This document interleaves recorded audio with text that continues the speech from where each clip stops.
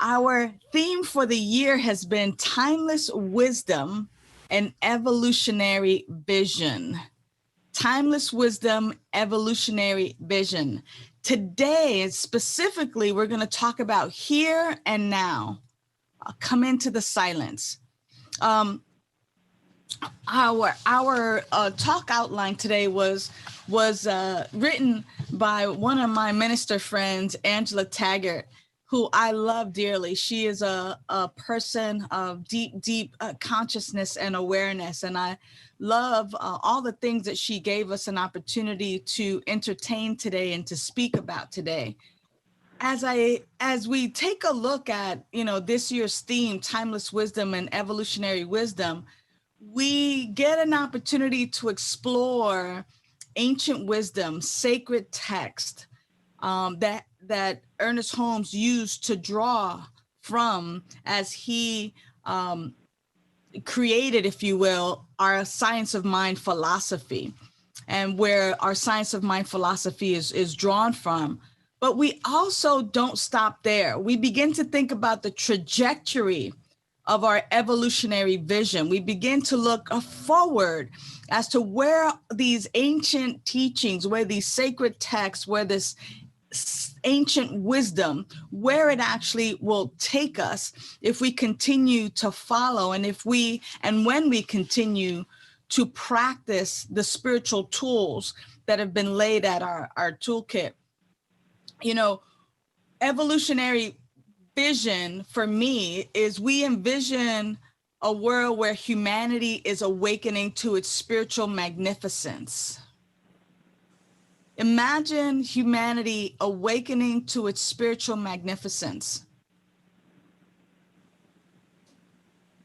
Sometimes, just sometimes,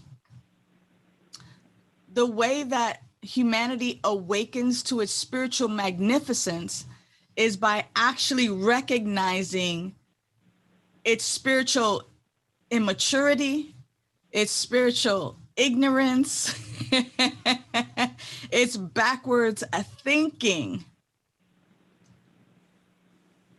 And evolution sometimes comes from a revolution. And that if in fact we are seeing a world that works for everyone, if in fact we are taking time to envision humanity awakening to its spiritual magnificence, we would need to be thinking that humanity is asleep to its spiritual magnificence. So the question then becomes are you asleep? Are you asleep or are you awake?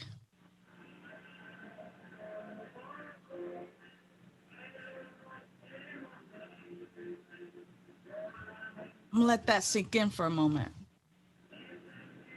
Are you asleep or are you awake? Or are we awakening? Are we in process? Are we on that road of awakening? We believe that the ultimate goal of life is freedom or emancipation from all discord. So what's happening in your pain body right now? What are the pains? What are the things that ail you? What are the things that are troubling you or keeping you up at night?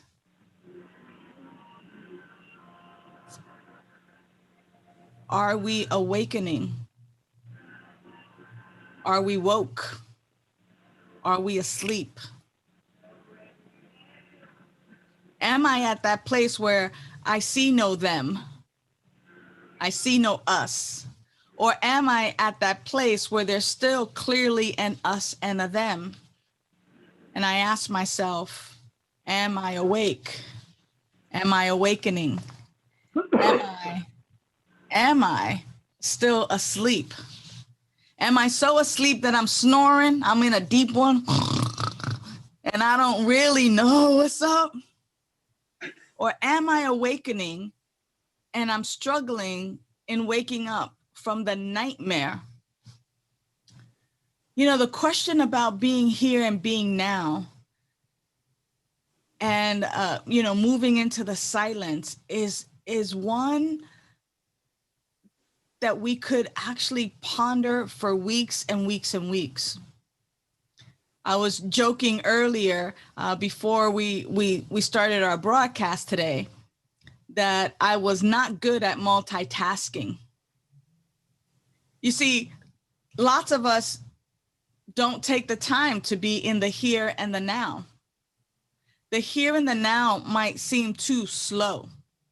You know, we want to listen to the message while we're on the go. We want to listen to something while we're doing something else. We want to talk on the phone and cook. We want to drive and have conversations, and then we miss our exit.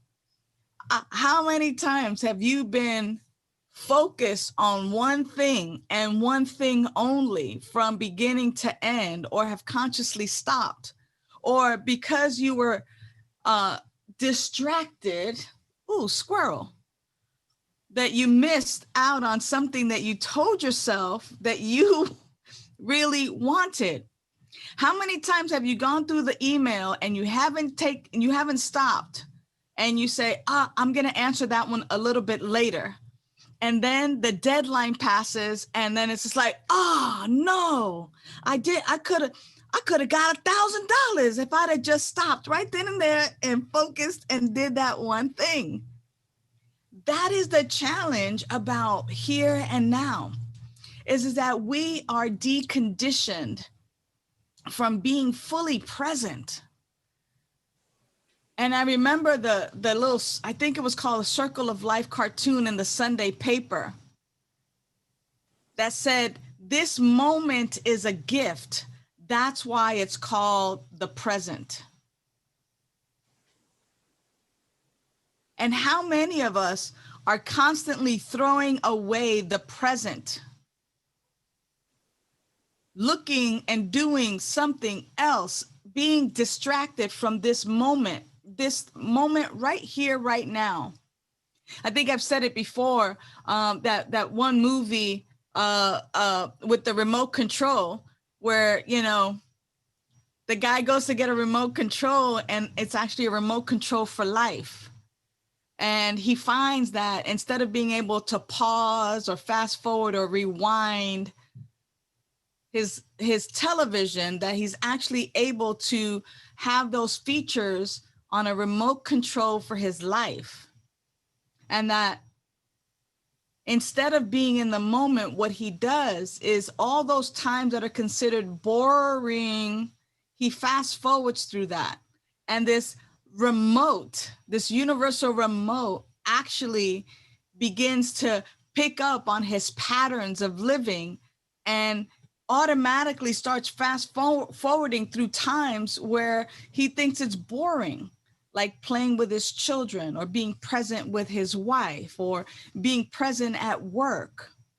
And that before you know it, that fast forward button has already gotten him to this place where he's already an older man, and his children are grown, and he doesn't even know who people are. He doesn't even know himself. And so I wonder how many of us kind of come to and go, whoa, it's 2021. Where did the time fly? And do I feel like I have been present and an active participant in my own life?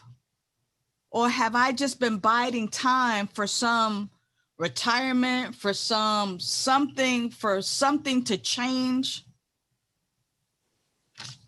And what happens, especially for those of us in this process, in this beloved community, is that we get to this place where we're no longer satisfied, where the pain of not being fully present pulls us to wanting something else.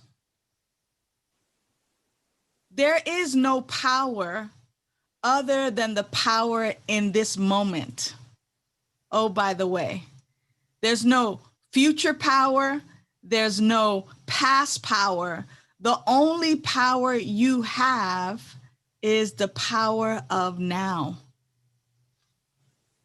in this moment is the only moment where you have the power. Because you see, it's written that principle is not bound by precedence, meaning that just because something happened before doesn't mean it's going to happen now.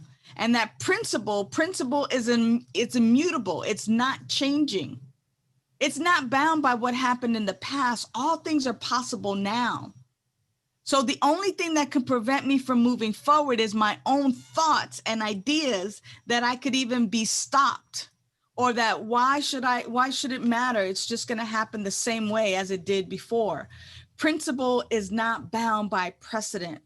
I have the power right here and right now. And so what am I going to do with this power? How is it that I'm going to harness this power, the power in this moment, to actually continue to create a life worth living? Am I living a life worth living? Because the power is right here and right now. That is what I have. I have it right here and right now. Now, here's the second thing, is that I've already talked to you about multitasking. If I'm focused here and now, then I'm not thinking about my shopping list or what I should have done yesterday or what I'm going to do in the future. I am here right now. So everyone, let us practice being in the present, whether your camera is on or not. It's just us right here. Just begin what was taught to me as coffee cup therapy, right? And coffee cup therapy, if you have a beverage nearby you, go ahead and look at the beverage, pick up the cup or the glass, tell yourself, I am now gripping my beverage. I am bringing it towards my lips. I am cracking my lips open. I am taking a sip.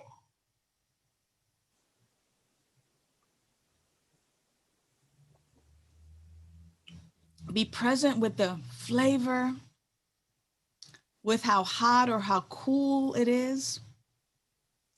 And if you could become, in a sense, just for practice sake, the narrator of your life, or what do you call those people in sports, the sportscasters that give you the play-by-play, and he's running down the door. If you could actually do that for yourself and practice that for even just a few moments, you begin to get in the right here, right now. The other spiritual practice that I love. Now, mind you, these are non-traditional spiritual practices. They help us to get here right now, to be in the present, to pay attention, is the 5, 4, 3, 2, 1. 5 things that I see around me. Let's just take a look. It helps me get in my body. So I see my microphone, my whiteboard, my camera, my ring light, and I see my cell phone charger. That's 5 things. And then 4 things that I hear.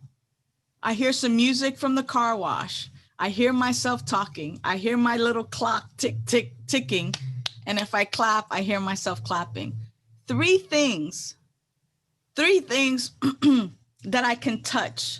I can touch the wall. I can touch my computer, and I can feel the fabric right here. 2 things that I can smell. Well, I definitely smell my mud water.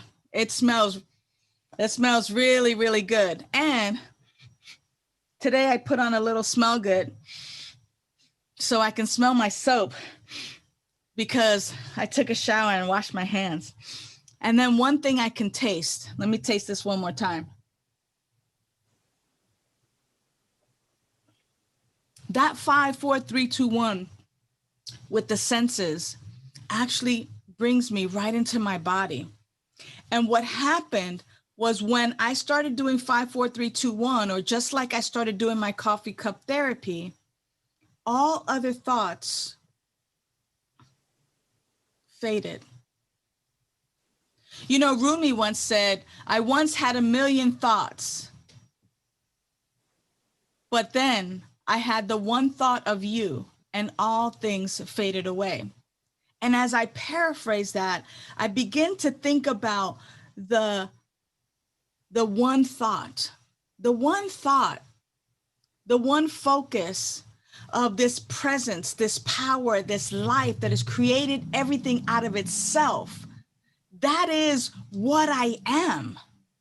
And as I begin having that thought and expounding upon that one thought, all the other stuff begins to just simply fade away as I bring my focus and narrow my focus to the one thing.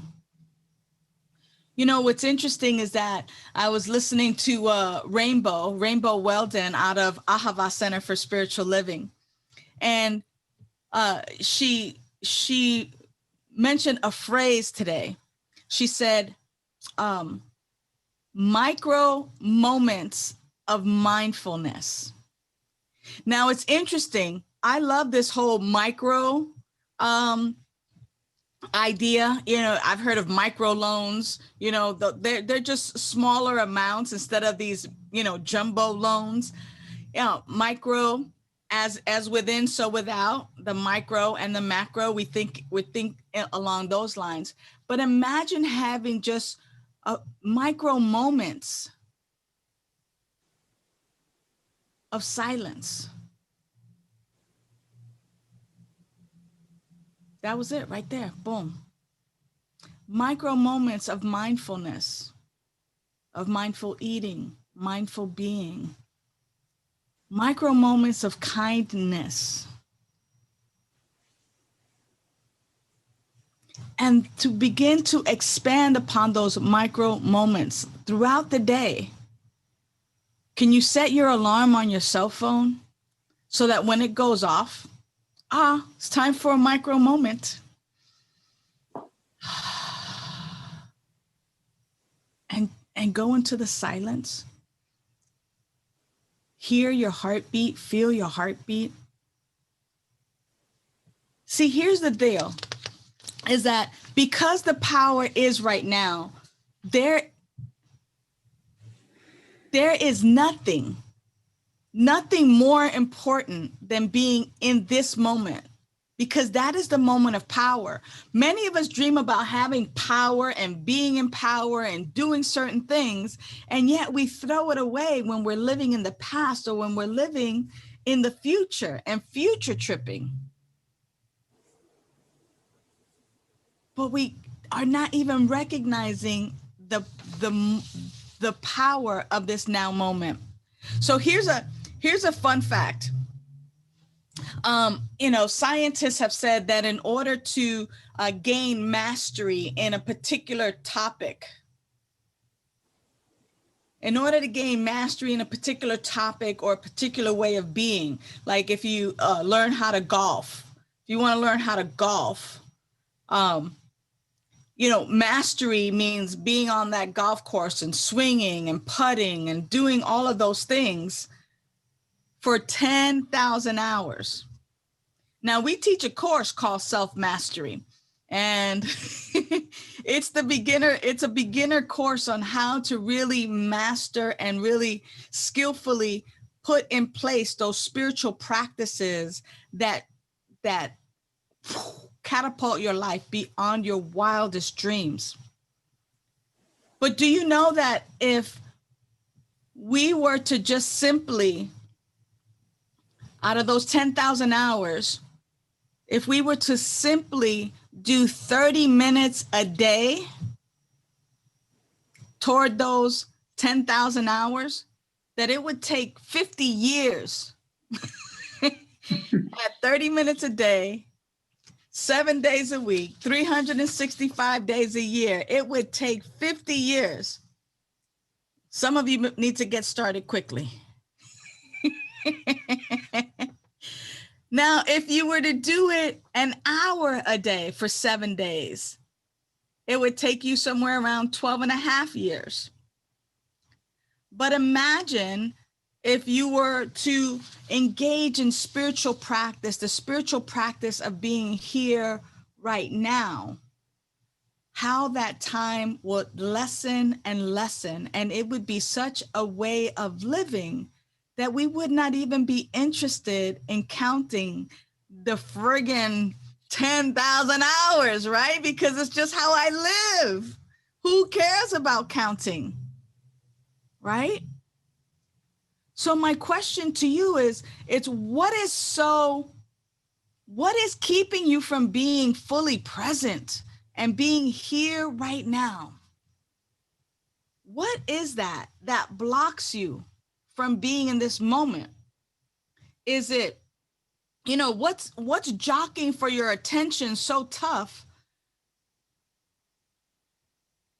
that you can't be right here, right now?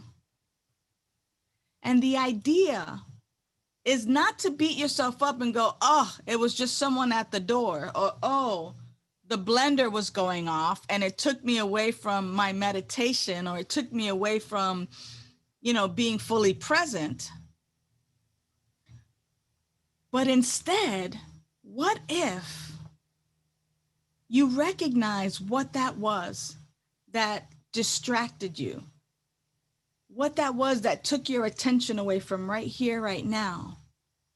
And what if you could actually be gentle and kind and compassionate with yourself and say, oh, okay, let me get back to what I'm focused on.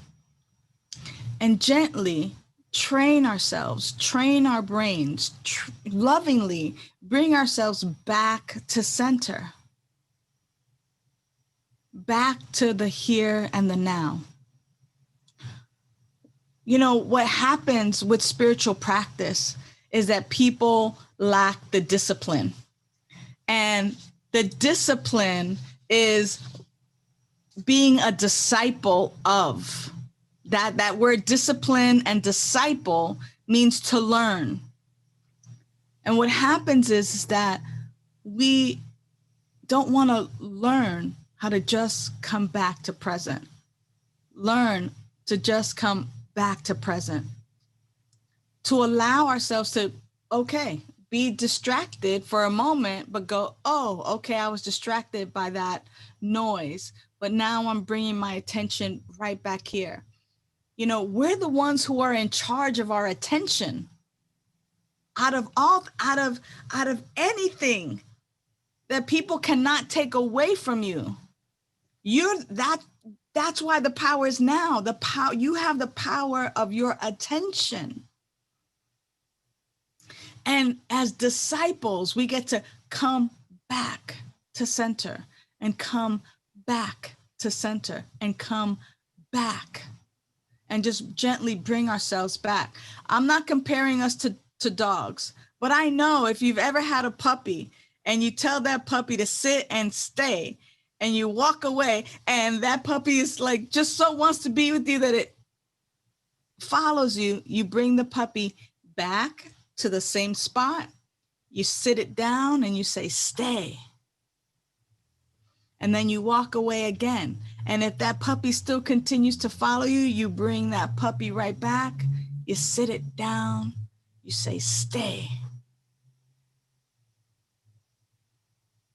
It's about training our brains. It's about really, really diving deep into being gentle with ourselves, into recognizing that we have trained ourselves either by default or on purpose into the lives that we currently have.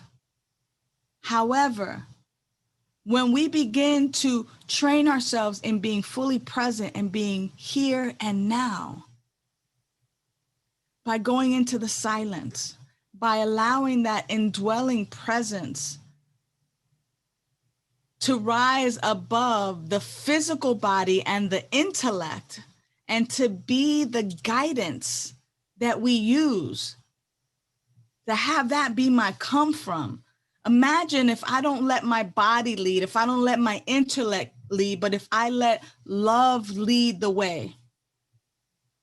It takes training. It takes dedication. It takes discipline.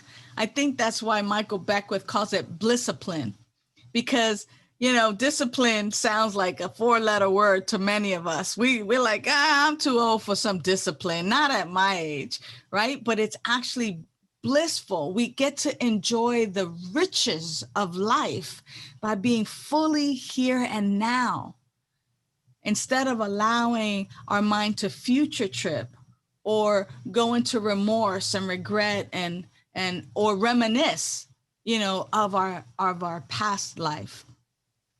I want to end with one of the quotes that was in our outline today, as I begin to simply wrap it up. How much of this infinite good is yours? All of it. And how much of it may you have to use? As much of it as you can embody. And as we leave that quote up there for a minute, when we think about how much of the infinite good is yours, all of it, when we believe and when we think that the good is somewhere out there, the only way we're going to recognize that the good is right where we are is by slowing down, being still, being silent, being here and now, because all of it is ours now, and we can only have as much of it as we can embody. The only way that we can begin to fully live here and now is to embody the here and the now, not the future, not the past, but the here and now, right? So I open myself up. I prepare myself to be ready, to be fully present, to be in the here and now. And we'll end, thank you, with the affirmation that we just saw previewed. And that affirmation says, I now use the power within to experience the good that God is. See, we can always choose again. So let's choose right now. I now use the power within to experience the good that God is. I want to experience all the good that God is. So I use the power within to experience that good. And I don't want the peanuts. I want the whole warehouse. I want to embody as much as I can. I want to stand underneath that waterfall and just be richly blessed. And the only way I can do that is by being here and being now.